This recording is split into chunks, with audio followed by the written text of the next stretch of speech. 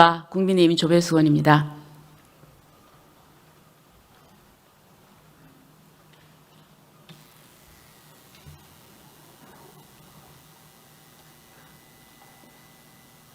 이것도 시간에 들어가나? 이것도 시간에 들어가요? 네. 비서실장님, 강훈식 비서실장님. 네, 강훈식 비서실장은 위원장님의 허락하에 이석하셨습니다. 그래요? 예. 그러면은 우리 정무수석님. 예. 네.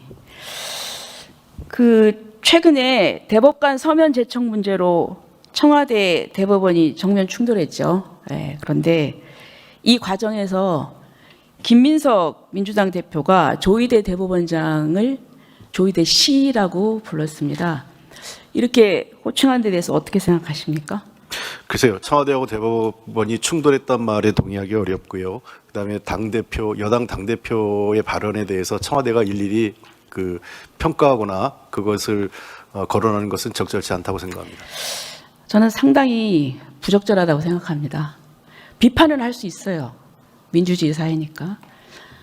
하지만 상권 분립에 있어서 사법부의 수장이고 헌법기관 아닙니까? 그런데 그것도 공적인 자리에서 그렇게 얘기하는 건 굉장히 저는 부적절하다고 보고요. 그리고 이건 국민에 대한 예의도 아니라고 생각합니다. 자, 지금 이제 8월 21일 날 그 언론 보도에 보면은 청와대 관계자가 이렇게 발언을 했다고 합니다. 이 서면 제청 문제는 대한민국 헌정사 초유의 사태, 그리고 협의를 건너뛴 유례없는 일방 통보, 조 대법원장이 대통령의 임명권을 무시하고 제청한 행태에 대해서 청와대 내에 강한 불쾌감이 공유되고 있다. 이렇게 얘기했습니다. 이번 서면 제청에 법적 문제가 있습니까?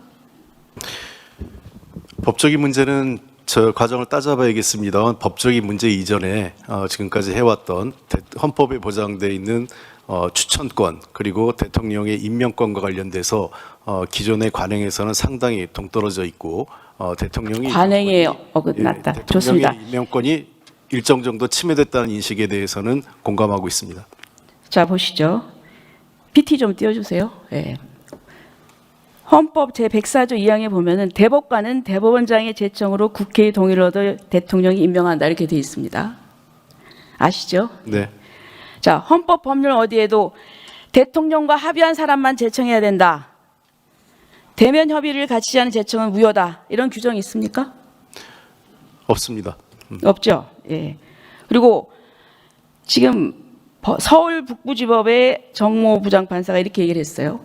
법률가 중 직업적 양심을 걸고 이번 제청이 위헌 또는 위법이라고 단정할 사람이 있는지 의문이다. 이렇게 얘기를 했습니다. 저는 민주당의 의도는 뻔하다고 생각합니다. 본인들 마음에 두고 있던 그 대법관 후보가 제청이 되지 않았기 때문입니다. 김민기라는 판사인데요. 김민기 판사가 어떤 분이냐면은 우리법 연구회 출신이고 대장동 사업의 출발점이 된 성남 도시개발공사 조례 청탁 사건에서 화천대유 대주주 김만배 그리고 또 최윤길 전 성남시 의회 의장의 1심 실형 판결을 무죄로 뒤집은 판결을 했습니다. 알고 계시죠? 네. 네. 그리고 그러니까 왜 이 김민기 판사를 고집을 했을까? 나중에 대통령이 임기 만료 후에 혹시 본인이 재판 받게 될지도 모르는데 자기 사람으로 임명해서 좀 유리한 재판 환경을 만들려는 그런 뜻 아닌가? 국민들은 다 그렇게 이해하고 있습니다. 의원님 말씀에 전혀 동의할 수 없습니다. 본인은 동의 안 하셔도 국민들은 지금 그렇게 이해하고 있습니다. 글쎄요, 그리고 또 어느 국민인지는 확인해 보셔야 될 것 같습니다. 예, 확인합시다. 예, 김민기라는 분이 또 배우자가 헌법재판소 재판관입니다. 그런데 민주당이 만들어 오는 사심제 그리고 재판에 대한 헌법 소원제 등을 만들었는데 부인이 한 대법원 판결을 배우자인 남편이 헌법재판소에서 다시 심리한다? 이건 이해 충돌입니다. 이렇기 때문에 부득이하게 다른 분을 후보 제청했던 것입니다. 저 한 말씀 드려도 될까요? 대법관 추천과 관련돼서 추천 제도가 법률에 명시되어 있습니다. 만약에 이해 충돌의 문제가 있었다면 대법관 법률 추천 제도 자체에서 결함이 있었을 텐데 법률을 아시는 분들이 이해 충돌과 관련이 없다고 판단했기 때문에 그 추천해서 그렇습니다. 됐으니까 그 문제가 없다. 네. 그런데 왜 대법원장은 그렇게 판단했을까요? 그러니까 대법원장만 법률 자, 그렇지 않습니다. 자, 왜 4명을 추천을 하느냐? 거기서 어떤 이 생각하지 못한 문제나 좀 더 깊이 생각할 문제가 있어서 거기서 걸러낼 후보가 있기 때문에 4명을 하는 겁니다. 자, 그리고 2명이나 지금 장기간 공석이 됩니다.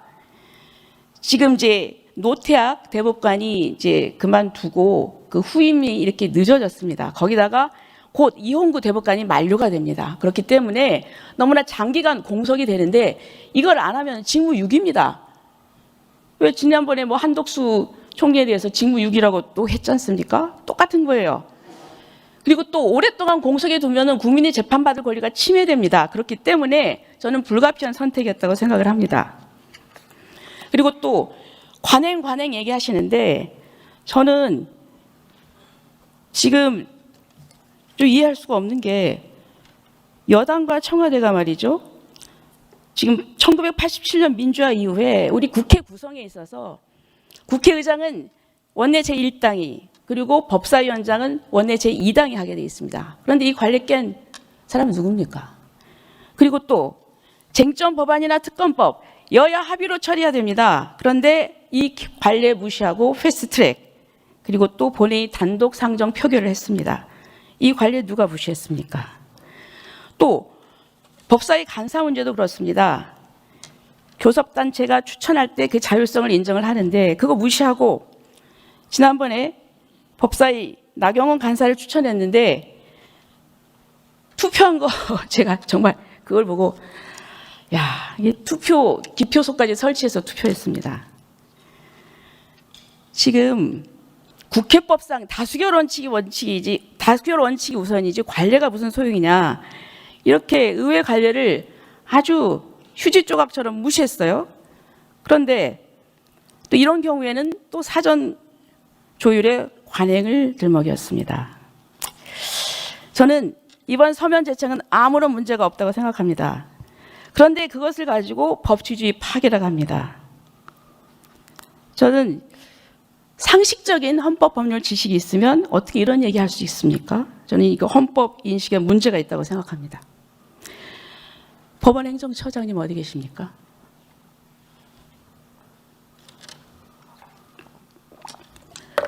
자, 처장님. 예. 제가 뒤돌아서 얘기해야 되나요?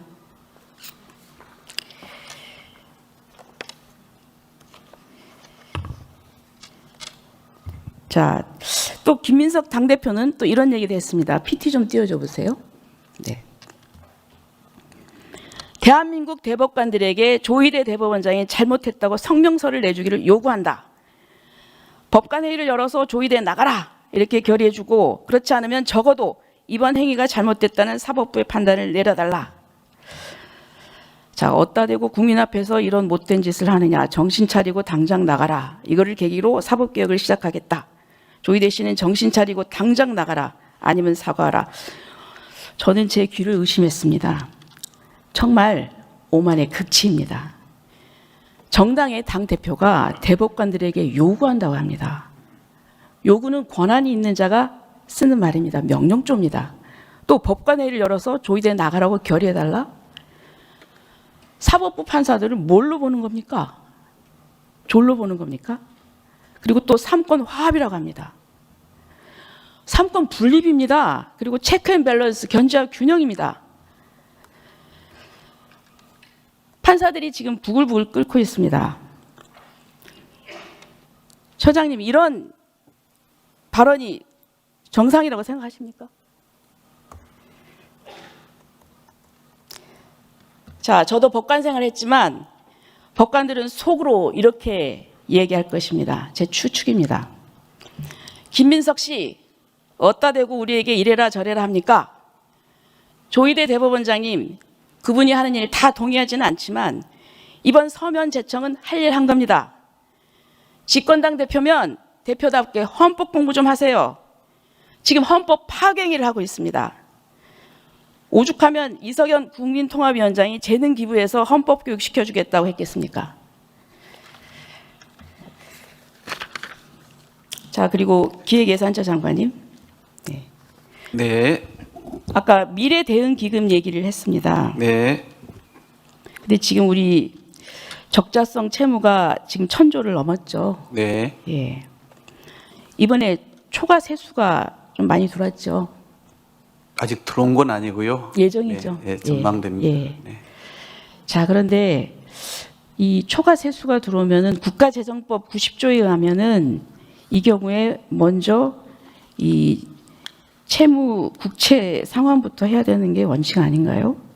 꼭 그렇게 규정되어 있지는 않습니다. 좀 설명드려도 되겠습니까? 아니, 제가 이제 그게 의무 규정이라는 건 압니다.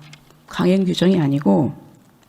그런데 저는 이제 물론 뭐 다른 뭐 더 좋은 뜻이 있다. 이걸 활용해서 더 좋은 사업을 해서 더 파이를 키우자 이런 건 알겠는데, 그런데 좋을 때 좀 이 국채도 상환하고 해야 되지 않겠습니까? 뭐 그런 취지에서 지금 재정을 운영하고 있습니다. 뭐 아니, 조만간에 저희가 발표할 예산을 보시면 여러 가지 야당 의원님들이나 언론의 지적을 다 감안하여 예산을 편성했구나라고 평가하시게 될 것입니다. 그런데 그 미래 대응 기금에 대해서 우려가 많습니다. 저는 이 부분이 우선적으로 제대로 그 운영을 한다 하면은 저는 국채부터 상환을 해야 된다 이렇게 생각을 하고요. 그다음에 또 지금 아까 기금 문제에 있어서 미래 대응 기금을 할 때 국회 통제를 다 받는다 이렇게 말씀하셨잖아요. 국회의 통제를 다 받는다. 예. 그런데 물론 이제 편성할 때는 이제 국회 이제 편성을 하면서 제출을 하니까 편성할 때는 통제를 받는다고 생각을 합니다. 그런데 집행할 때 정작 집행 과정에서 보면은 국가재정법 제 70조 제 3항에 보면은 기금 운용 계획 변경안을 국회에 제출하지 아니하고 대통령령으로 정하는 바에 따라 변경할 수가 있다. 이렇게 돼 있습니다. 그것 때문에 저는 국회의 통제를 교묘히 비켜가면서 전용할 수 있는 이런 여지가 있기 때문에 우려를 하는 겁니다. 답변을 들어도 되겠습니까? 네, 말씀하세요. 네. 당연히 이 기금 또한 다른 예산안 또 다른 기금과 같이 동일하게 국가재정법 그리고 국회법에 따른 통제와 규율을 따르게 되어 있습니다. 모든 사업이 국회 사전 심의 의결을 거치게 된 것처럼 자의적으로 할 수 없죠. 말씀하신 집행과 관련해서도 그렇습니다.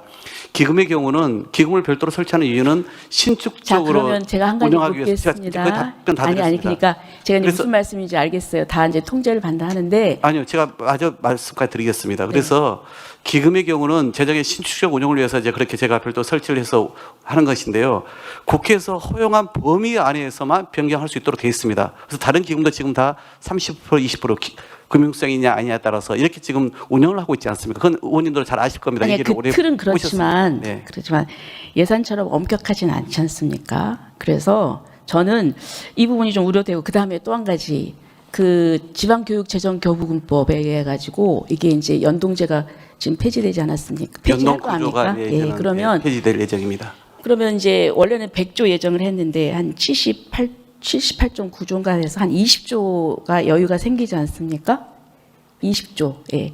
그 부분은 지금 어떻게 지금 운영할 예정입니까? 원래 뭐 유아 교육이나 대학 그 교육에 이제 그 부분을 이제 사용을 하겠다 이렇게 계획을 발표를 하셨는데 그러면은 이거를 혹시 그 미래 대응 기금 거기에다가 넣는 그런 건 아닙니까? 그것도 오늘 뭐 제가 입법 예고에 다 담겨져 있는데요. 당연히 이제 새로운 산시에 의해서 교부금이 만들어지는 거고요. 그 교부금과 그동안에 우리의 2.79로 연동된 거의 차액을 기금에 넣어서 저희가 활용합니다. 다만 용도는 여러 번에 걸쳐서 교육감님들께도 말씀드린 것처럼 다른 데 쓰지 않는다. 그리고 또 우리 교육부하고도 협의했던 것처럼 초등교육은 166% 정도 OECD 평균 대비 우리가 이렇게 1인당 교부금이 올라가 있습니다. 그러나 고등교육은 69% 수준입니다. 매우 취약한 투자를 하고 있거든요. 그래서 고등교육, 평생교육, 유아교육에 이 교육 분야에 균형되게 재투자한다 말씀을 드린 바 있습니다. 예, 그래서 지금 교육 현장과 그 시도 교육감이 상당히 우려를 하고 있거든요. 그러니까 결코 전년도보다 줄어드는 일 없을 겁니다. 예, 그 부분을 잘 감안을 하셔서 운영을 하셔야 될 것 같습니다. 네. 그다음에 우리 총리께 좀 질의를 하겠습니다. 네. 요즘 부동산 정책 때문에 굉장히 지금 뭐 국민들이 많이 걱정하고 있습니다. 다들 이해 당사자니까. 물론 총리께서 지금 부동산 정책에 대해서 이제 총괄을 하셔야 되니까 여러 가지 문제가 많습니다. 근데 저는 우선 한 가지만 좀 말씀을 더 드리고 싶습니다. 그 임대사업자 그 재산권 침해 문제인데요. 예, 그 파악하고 계신가요? 임대사업자 문제? 지금 구체적으로 좀 말씀 주시면 듣겠습니다. 아, 그래요. 그 8년 전에 문재인 정부의 임대사업 장려 정책이 있었습니다. 그 사업은 아시죠? 네, 알고 있습니다. 예, 예.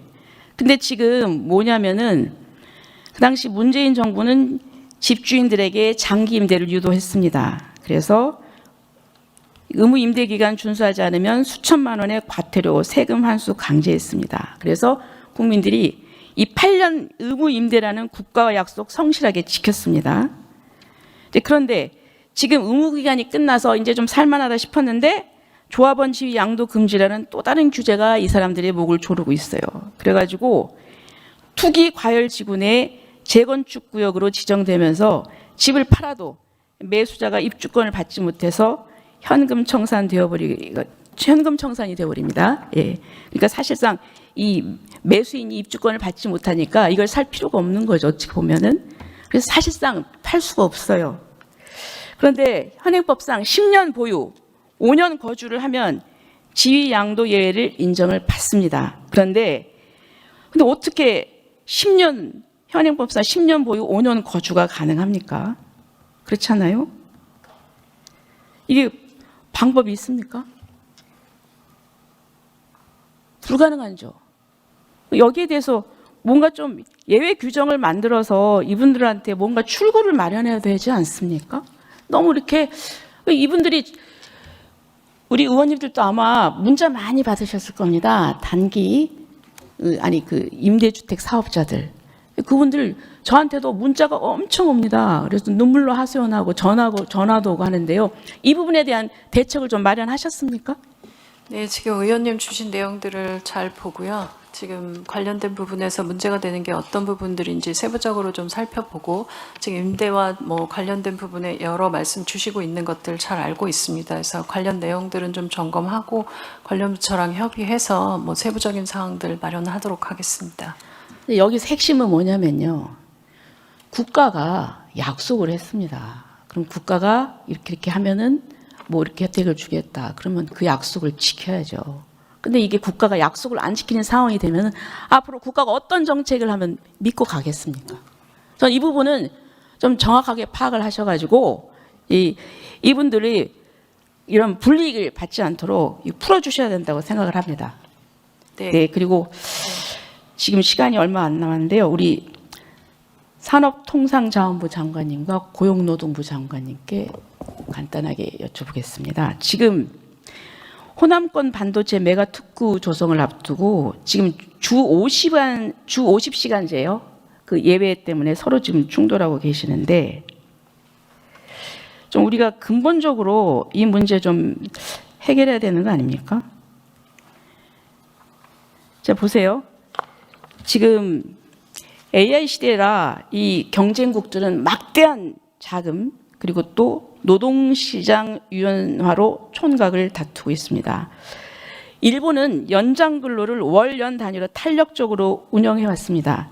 저희들도 그때 주 52시간 그 요청을 하면서 좀 탄력적으로 운영할 수 있게 해달라 했는데 지금 또 거기다가 최근 AI 반도체 등 첨단 산업 경쟁력 회복을 위해서 초과 근무 시간을 월 45시간에서 100시간으로 늘렸습니다. 우리 고용노동부 장관님 이거 알고 계세요? 네, 저기 보면은 연 720시간 초과 근무 가능이 아니라 연 720. 물론 이건 좀 지나치죠. 지나치지만 720시간 내로 해야 합니다. 예, 그리고 또 중국의 창신 메모리 보세요. 거기는 996 이게 있어요. 오전 9시부터 밤 9시까지 주 6일이에요. 이 근무가 기본입니다. 중국 법으로도 불법으로 되어 있습니다. 불법으로 돼 있다고요? 그렇습니다.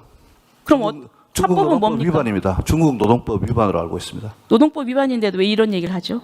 자, 제 얘기는 그만큼 이 부분에 있어서 물론 이제 기본적인 것은 지켜야 되겠죠. 하지만 일하려고 하는 사람들의 그 의지는 인정을 해줘야 되는 거 아닙니까? 그리고 특별한 사항이 지금 우리가 AI 부분에 있어서 이 경쟁을 해야 된다는 것입니다. 그래서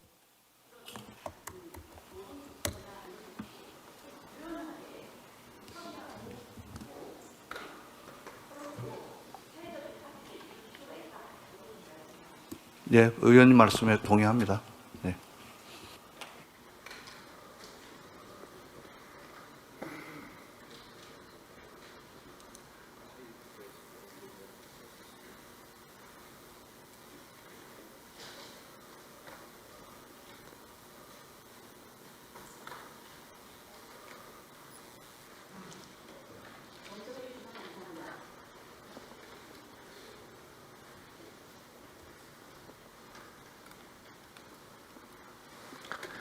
네, 조별